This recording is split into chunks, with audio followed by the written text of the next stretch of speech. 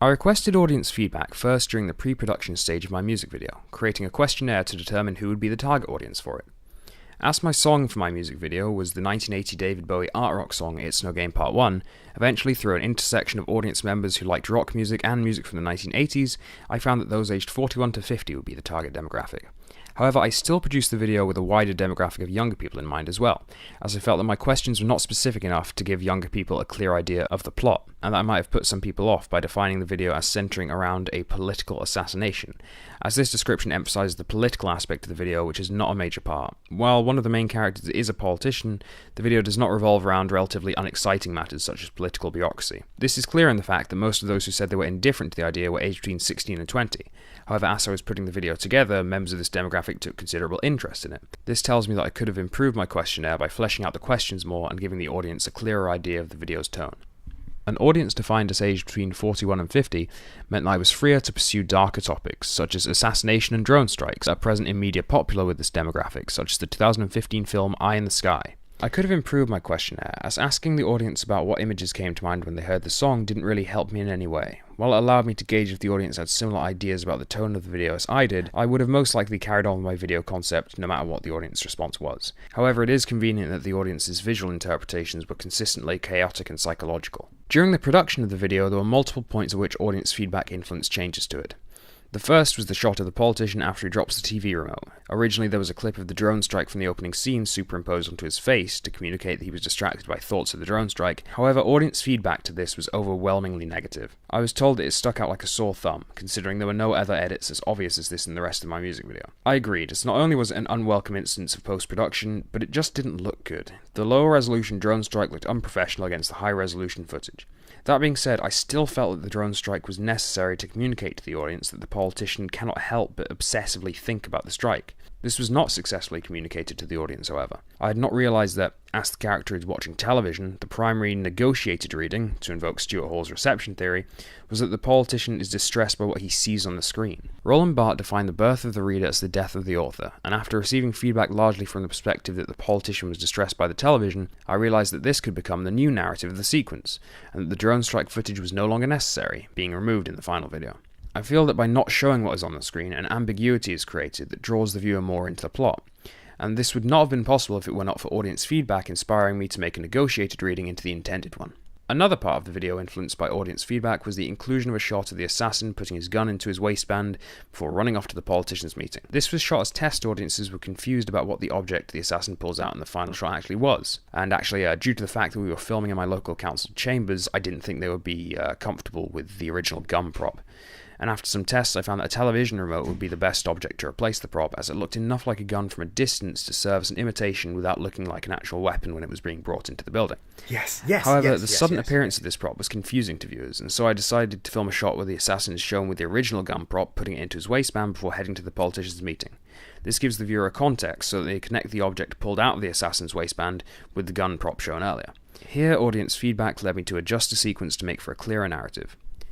One of the most difficult shots of the video was the shot of the newspaper announcing the hostage's death. This was the final shot filmed due to the drawn-out process of creating the newspaper prop, and after filming 21 takes I was only happy with 2 of them. Achieving the slow zoom I intended was difficult with my camera setup, as I was using a tripod that didn't move smoothly.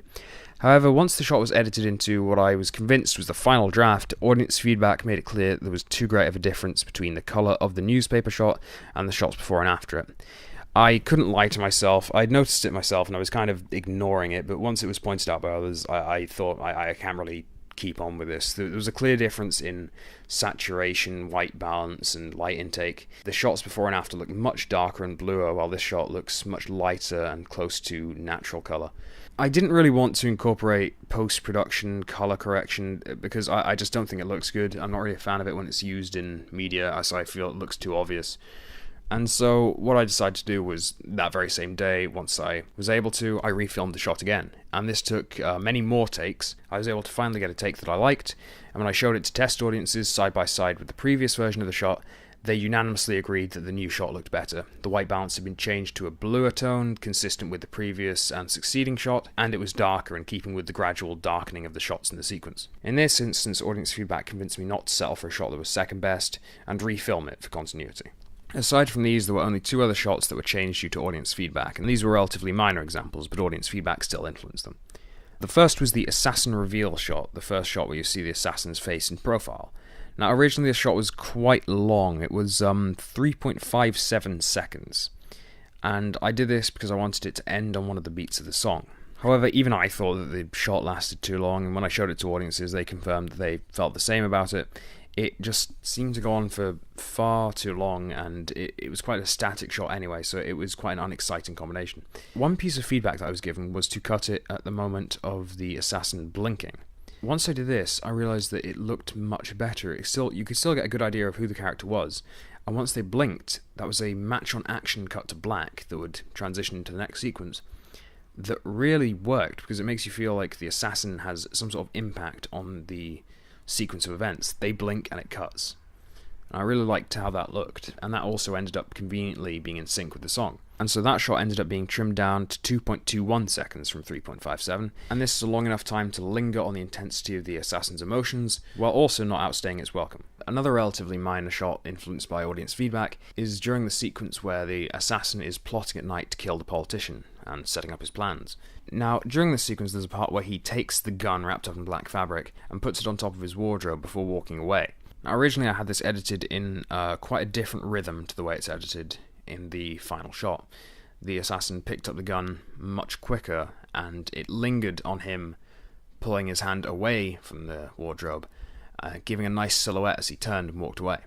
However, as I'd constructed the whole corkboard and placed everything meticulously in there, I thought it might be a good idea to have a shot of a newspaper clipping of the assassin's father to showcase that this is his motive. He's planning to kill the politician because the politician's actions caused his father to die. And including this shot would change the rhythm of the sequence significantly. It would show the assassin's father in the newspaper clipping before cutting to the assassin picking up the gun and then putting it on top of his wardrobe before cutting back to a much shorter cut of him pulling back without the silhouette effect. I showed the sequence to test audiences with and without the shot of the father, as I was worried that it was an example of too many edits happening at once for the audience to keep track of what was going on.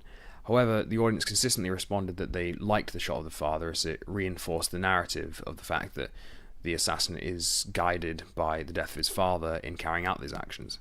And while when he mimes the line yes and looks down into the corner, I intended for him to actually be looking at the gun before he picks it up, I realised that this works perfectly as an example of him looking at the newspaper clipping of his father, looking at that as that is his primary motive, and as a result the newspaper clipping shot is in the final product.